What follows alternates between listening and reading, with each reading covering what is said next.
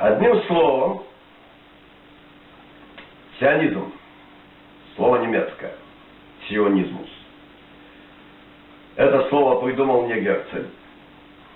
Он был слишком туп, был австрийский журналист, в юности немецкий шовинист, его туда отторгнули. Тогда у него родилась новая идея решения еврейского вопроса в Европе. Европа, это, понятно, Европа западная. Надо, чтобы все евреи организованно приняли христианство. Инициатором должен быть Папа Римский. Но не такое христианство, которое молится, постится, там, брак один на всю жизнь, как у католиков, да, так сказать. А что, когда в мире столько женщин, как один брак вообще. И зачем вообще брак? Брак от слова брак, хорошее дело браком не назовут. Как сострил один, кстати, из известных ученых, знаменитых ученых советских, еврейского происхождения. Вот. Он сказал, хорошее дело браком не назовут. Было много обвинений, шпионажа тех других. Но с ним ничего не сделали, но среди прочего, там, поскольку он работал в Германии, ему там тоже закинули какие-то, известно, значит, его афоризм 30-х годов. Как вы можете говорить, что я работаю на Германию? Немцы же говорят, что евреям не надо с арийскими девушками иметь, они же расисты иметь отношения. А я вот только арийских девушек предпочитаю. Почему я упомянул? Мы сейчас услышим как раз сионизм, но в Советском Союзе сионизма не было, но есть такой мужик. Служи людям, ученый, хорошо, как бы, но нельзя сделать целое политическое движение на том, значит, что вот мы отвергаем иудаизм. Знаете. Короче, идея, чтобы все приняли христианство. Фиктивно. Но начали считаться равноправными. Ну, просто тут был мужик. Он не понял, что немецкий шовинизм это самый чистый расизм. Что они смотрят на его знойно-южного юношу с ненавистью, ну да, они готовы своих сограждан по Австрийской империи объявить не человеком и славян. За австрийской короной такого не водилось, за католиками такого не водилось.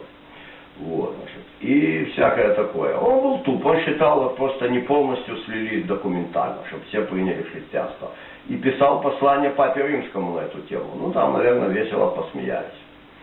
Вообще была плеяда еврейского происхождения психиатров, блестящих в Вене.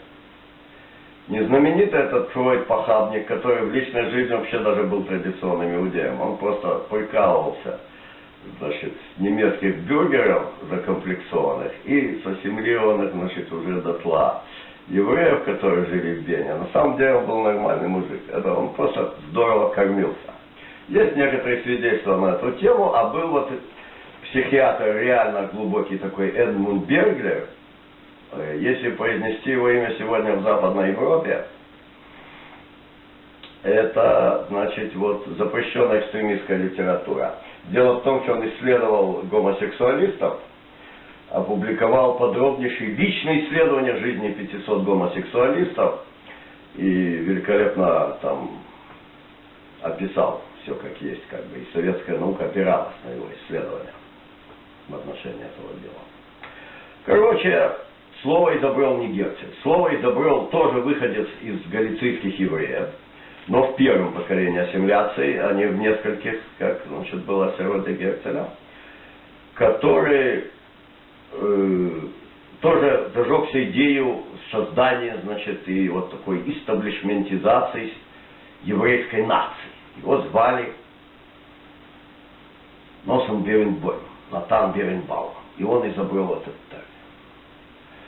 И в рамках распространения идей сионизма в самом начале он, значит, поездил по уже Восточной Европе, там, где жил реально иудейский народ, в местечках Галиции и в других местах.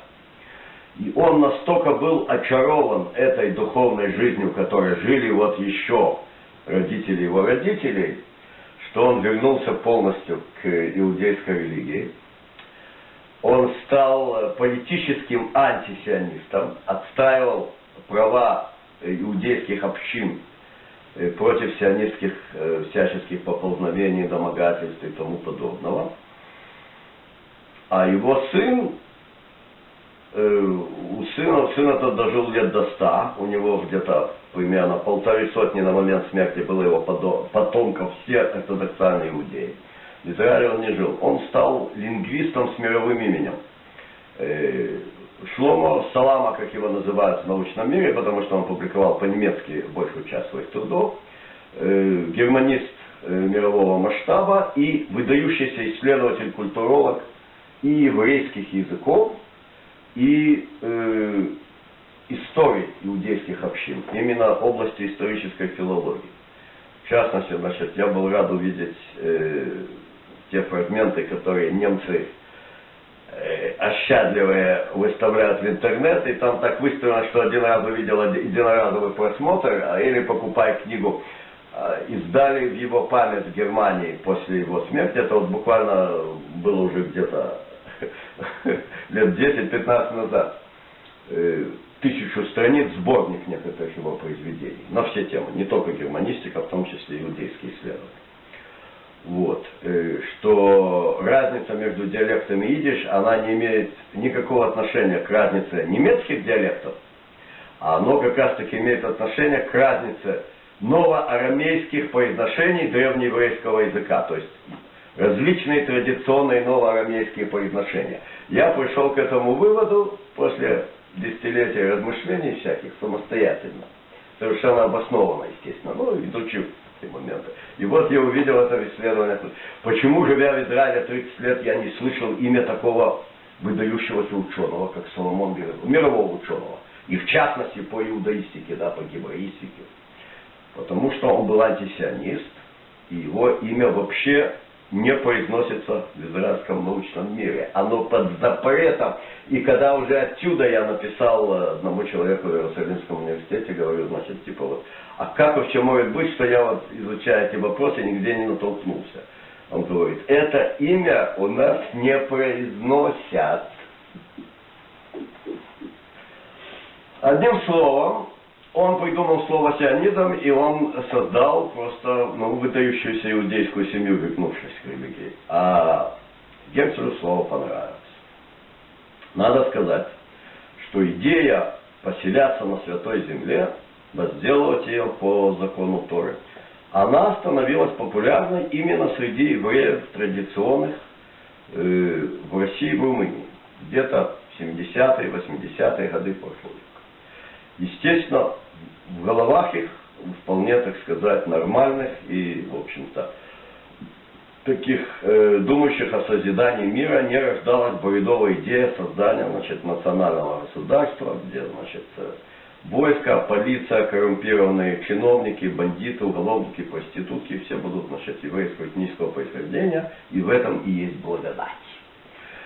Они начали поселяться на Святой Земле, создавать сельскохозяйственные поселения. Надо сказать, что самое первое было создано выходцами даже и из самых-самых, значит, вот евреев Иерусалима, где никогда их присутствие не прекращалось, ортодоксальных, смешно говорить ортодоксальных, других не было, значит, иудеев Иерусалима. Со времен Салах-ад-Дина непрерывное присутствие. И они купили земли, создали там Песах-Тиква, как бы, слова из пророков, врата надежды, сельскохозяйственное поселение в районе прибрежной долины, семьи из Иерусалима. Официальная история, идеология сионизма очень интересна. Где-то она напоминает социально-советскую идеологию. Как мы знаем, значит, в духе советской официальной идеологии строилась не допускающая возражения, и поэтому, к сожалению, объективного взгляда на саму советскую историю и на весь позитив, который она несла и народам, составившим Советский Союз, и всему человечеству. А взгляд должен быть только идеологическими мантрами. Вот некая такая прямая, непрерывное развитие. Рабовладельческий строй, феодализм, капитализм, социализм, атеизм, дарвинизм, это очень хорошо. Не важно, дарвинизм был идеологией фактически английской буржуазии, да. И для лондонских рабочих, в тех самых положениях, которых описывал Энгельс в XIX веке, жуткое положение. Для них организовывали власти лекции по дарвинизму. Чтобы знали, что то, что ты работаешь 12 часов в жутких условиях, а твою жену трахает мастер, это так должно быть, потому что он мастер, а ты малпа. И вот сейчас мы тебе расскажем, как оно происходило. Вот. Но, кстати, кто любил что-то поизучать, эти книжки издавали в Советском Союзе. То, что я вам сейчас рассказал, это я узнал из советской книжки. Но оно не изучалось в школе в этом ракурсе. Одним словом, прямое поступательное движение, шаг вправо, шаг влево. Хрущебец сказал, что был культ личности Сталина, значит был культ личности. Никакого культа личности не было, да. Сталин был выдающейся личностью, но всюду есть какие-то прихлебалы. И это как раз те, кто разоблачали культ личности, те, кто старались стать прихлебалами. Кому-то удалось, кому-то нет. Тем больше отлобился. Вот. Были неизбежные пути становления великого государства ради народов, живущих в нем. Это, собственно, было противоречие теоретическое между Сталином, строившим государство, и троцкистами, или по книге должно быть так и так. Короче, с этой идеологической, значит, вот, парадигмой полностью по ней пишется сионистская историография. Вот венец пути иудейского народа. Очень интересно, что они в рамках истории, они пишут все, что содержится в Священном Писании. Подождите, если вы идете от Спинозы, от Лейбница, они сказали, что там все полная хрень, этого ничего не было. Ни выхода из Египта, ни дарования Торы. Что вы себе приписываете? Одно из двух. Нет, они все доводят до эпохи, то, что называется аскала, просвещения, а дальше правильные евреи, они отбрасывают путы религии, они становятся националистами, сионистами, начинают строить сионистское движение, и, наконец, венец этого дела — создание государства Израиль. Все, что в тему с этим хорошо, все, что не в тему, они кругом бяки. Так всюду преподается история сионизма. О том, что Герцль хотел всех обратить в фиктивных католиков, это можно уже только в совсем других источниках узнать, но не из специального израильского школьного учебника. Но даже если это там появится, то опять-таки появится только в рамках продолжения проекта. А проект, возвращаемся, это плацдарм в мусульманском мире для западного империализма. Вот. Там уже сменилась парадигма еврейского этнического национализма, она в период так называемого постсионизма сменилась на другую. Об этом будем говорить в самом конце нашего рассказа. Приезд евреев на Святую Землю в конце XIX века, который ернически гнусно, в рамках подгоняния всей истории в свою гнусную парадигму. Но чем отличается парадигма советская от сионистской? Парадигма советская, она была, в принципе, равенство всех людей. Наоборот, там не было места для того, чтобы натравливать кого-то против кого-то. А выступления против религии были в рамках химеры общего прогресса. А по факту, как мы знаем, именно строитель советского государства, тот, кто его построил таким, как оно стало и заняло место в мире, Иосиф Сталин, Иосиф Виссарионович, он как раз таки развернулся лицом к религии. Причем, как я узнал на очень познавательной лекции в ходе рождественских чтений, «Белых Захатов», мы про это делали несколько программ, да, тоже были. Разворот начался не ввиду войны, а разворот начался с 1939 года, когда были присоединены земли Западной Беларуси и Западной Украины. И там уже ни один храм не был тронут. Вот так. А сионистская парадигма — это парадигма национализма, и все, кто не сионисты, значит, вражда к ним. Они не говорят, что мы проповедуем вражду к народам, но ко всем, кто не сионисты. Соответственно, это ненависть к иудеям, сохраняющим верность, собственно, иудейскому народу историческому и закону Торы. И, естественно, ко всем, кто против сионистского проекта, его успешного, как думали, завершения, и на самом деле, значит, кровавого продолжения, потому что не согласны с ним окружающие народы. Ну, ясно, их любить не за что, это понятно. И вот в эту парадигму загоняют еврейское присутствие на Святой Земле до появления политического сионизма. И вот тут товарищ Яков Рабкин при всей своей проницательности в изучении свинцовых мерзостей сионистского проекта, тут он просто попадает в просак.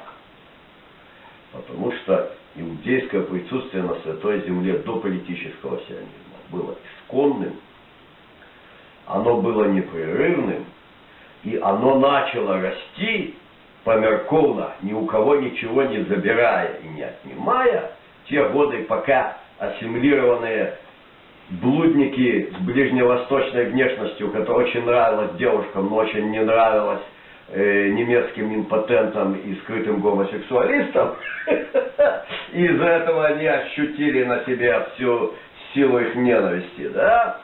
Значит, вот, пока оно там созревало у них, началось померковный рост того самого иудейского, традиционного, религиозного населения на Святой Земле в конце XIX века.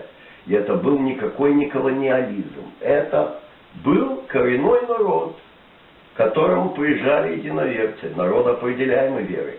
И то, что турецкие власти разрешали приезжать подданным Румынии, подданным Российской империи, покупать землю, селиться там, это было ввиду того, что они были люди иудейской веры. Ну, конечно, русская православная миссия была тоже, да. Но это вопрос, если бы, скажем, православные так вот начали селиться совсем много. Как бы на это посмотрел султан. Но подданные Российской империи, которая была на терках с Турцией, но именно потому, что они иудеи были, те, кто приезжали в 80-е, 90-е годы 19 века, их пускали. Не было закона, что вот иудеи могут, в принципе, все люди могут всюду поезжать. Такой был принцип Османской империи. Из нее можно уезжать куда хочешь. В нее могут поезжать, селиться кто хочет. Ну, посмотрим, кто где и почему селится, да? Иудеи хотят жить на Святой Земле. Чудесно, можете в Стамбул поехать, кстати, там ваших единоверцев много. Хотите на Святую Землю, чудесно, деньги привозите, очень хорошо. Купить землю, землю обрабатывать, прекрасно. Это не был поселенческий колониализм. А политический сионизм потом отнял вот это иудейское население, которое жило, кроме самых президентов. Они отняли детей у тех людей, которые там жили. Есть очень интересный туристический объект в Рошпине. Это одно из первых сельскохозяйственных поселений, основанных до сионизма и вне сионизма. Таких было несколько десятков. Хорошо, как вот они детей отнимали? А очень просто. Ты приходишь и рассказываешь всякое хорошее, чудесное. Ну, такое шло поветрие как бы. Склонили в сторону секуляризма. Там, где уже не было.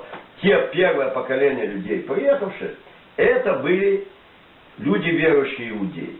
Теперь, именно когда возбухал политический сионизм, мгновенно создал широкую организацию во всем мире. И понятно, что это было бы невозможно без помощи таких факторов, как вот тот Вильям Гетчер, о котором мы говорили. Да? Они начали работать в этом направлении. И они преподнесли жупел этнического национализма и необязательности соблюдения иудейской религии. И это чудесно молодежь за собой повело. Так же, как молодежь на западных землях Российской империи и там на Святой Земле. Хорошо, а куда они там уезжали или как это? Нет, просто они сионисты стали создавать свои формирования всяческие. Образовался политический сионизм. С этого момента стал недобро смотреть турецкий султан на это все дело. Герцен ездил к турецкому султану. Он хотел у него получить официально, значит, мандат на то, чтобы это. Султан ему дал орден за то, что тот такой известный человек, но ничего Герцен у него не добился. Он сказал, будем основываться только на европейские державы. Ну, Герцен поначалу думал, конечно, о Германии, и его продолжатель, он умер в возрасте 44 лет в 1904 году. Совсем молодой. Вот. И на Англию. И, в общем-то, разделились европейские сионисты на партию таких. Кто не победит, уже мы будем на коне по-любому. Подкатывались к Вильгельму, подкатывались к британцам. Британцы мыслили намного шире, чем Вильгельм. Так вот, есть интересный объект в Рошпине. Там приезжали, скажем, пару десятков семей из Румынии или из Российской империи, а они с собой провозили раввина. Он будет резником, будет раввином, его будут содержать эти 20 семей. 20 семей содержать полностью еще одну семью, можете себе представить степень религиозности этих людей, которые там поселялись. Они ничего общего не имели с сионизмом. Это были глубоко религиозные люди. Так. И когда еще жили, поселенцы жили еще там, бог весть в каких лачугах, что где, были в центре каждого поселения построены громадные здоровые каменные синагоги, которые по сей день украшают такие города, как Ришон-ле-Цион, Зефрон-Яков, Петах-Тиква, та же Рош-Пина. Так, и вот в Рош-Пине, в этом, значит, громадном здании каменной синагоги, значит, табличка, история это написано, в подвале в подвале находилась миква, которая работала до 30-х годов.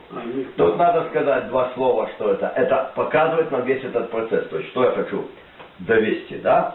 Что поселение, первое поселение, которое сионисты потом себе приписали и назвали первой Ильей, это не было досионистская Илья. Она не имела отношения к сионизму. Даже когда мы говорим, что она была досионистская, мы оскорбляем тех людей. Она не имела никакого отношения к сионизму вообще. Это иудеи, верующие, приезжали на Святую Землю. Потому что Святая Земля, да, каждый иудей считает Святую Землю своей родиной, духовной. А кто-то, кому очень важна религия и духовная жизнь, там поселялся. И в наше время тоже поселяется, но в наше время там такое государственное образование, что мама не горюет. Значит, есть иудейские законы семейной жизни, которые говорят, что после женского цикла супружеские отношения, значит, на время женского цикла происходит отдаление, на определенное количество дней, определенным образом, значит, отсчитываемым и выясняемым, и возобновляются супружеские отношения после погружения в микву. Называется твила, собственно, очищение, да, определенный водоем, в котором происходит очищение. Кстати сказать, понятие очищения в воде, его полностью восприняло христианство, то, что в славянских языках называется крещением, это как бы, ну, от слова, значит, крещение, христиане были. Но, скажем, уже слово в западноевропейских языках баптизм, собственно, а что значит? Это, ну, корень, который означает баня, да, в латинском языке. Это вода, водная процедура, так? И, собственно, то баптиза, это значит окунание в воде, да? И, собственно, название на арамейских языках Иоанна Крестителя, это название, которое звучит как окунающий. Окунающий, да. Окунающий. Вот, то есть ритуальное очищение в воде. Так? Для супружеских отношений. Каждая иудейская семья неукоснительно это соблюдает. Скажем, наши святые предки на этих землях, где в отличие от Ближнего Востока зима мама не горюет, да? Ну, понятно, старались в каждом еврейском поселении, значит, строилась женская баня, соответственно, при ней всегда была миква, водоем. Те, кто создали первые вот эти поселения, это были иудейские верующие люди. И что значит до 30-х годов функционировала миква? Это значит очень просто. Первое поколение, как приехали туда молодыми, крепкими парнями, молодые семьи, и они там всю жизнь прожили.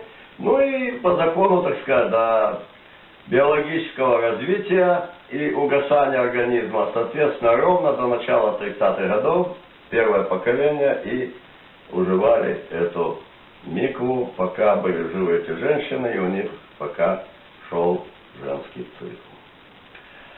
А детям сионисты, овладевшие, собственно, под британским протекторатом всем еврейским населением Палестины, завладевшие всей, так сказать, их общественной жизнью, детям уже предложили жупел сионизма, жупел этнического национализма вместо иудейской веры.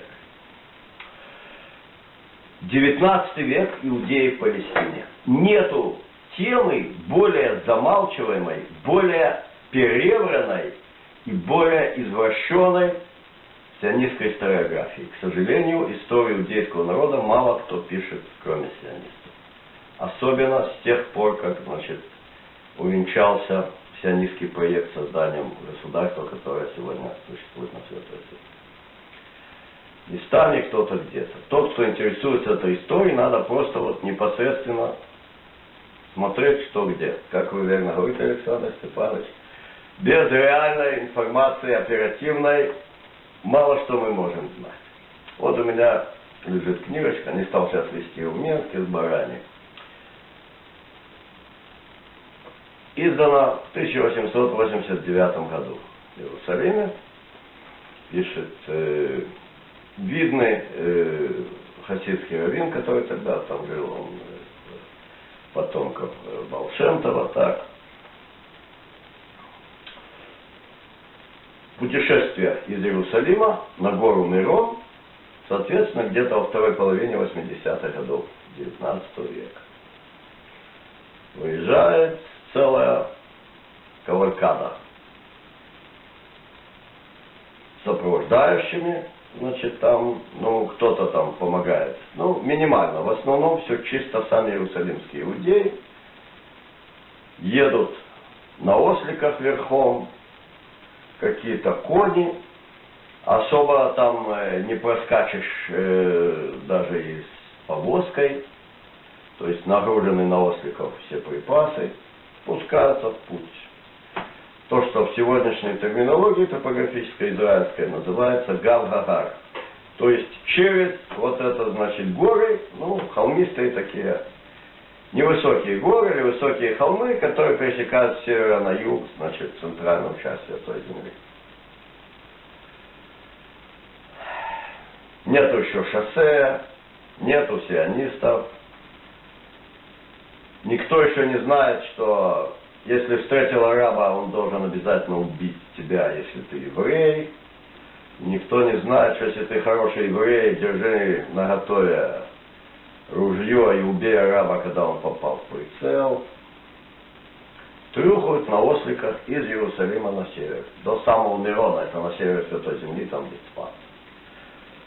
Проезжают через города, которые пестрят в новостях. Проезжают через Рамаллу, проезжают через Шхем, проезжают через Дженин, въезжают в Галилею, проезжают через Пекиин. Во всех этих местах живут иудейские общины, небольшие. От нескольких семей до нескольких десятков семей.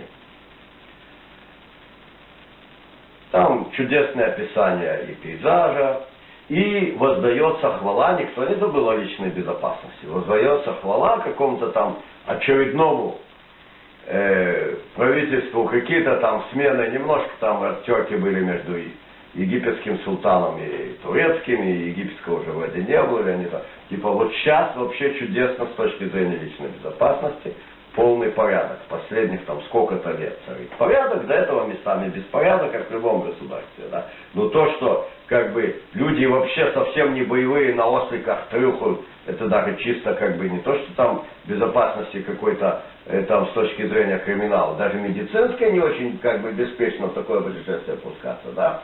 То есть вообще полностью полная нирвана. На радостях от такой нирваны в плане личной безопасности пускается, значит, Ахсинов. До этого только там пару мужиков крепких соберутся где-то там с конями, с какими-то там охранниками, теми или другими, да. И уж там по дорогах на телегах уже намного дольше будет, чем ехать прямиком через Гав-Гагар на осликах.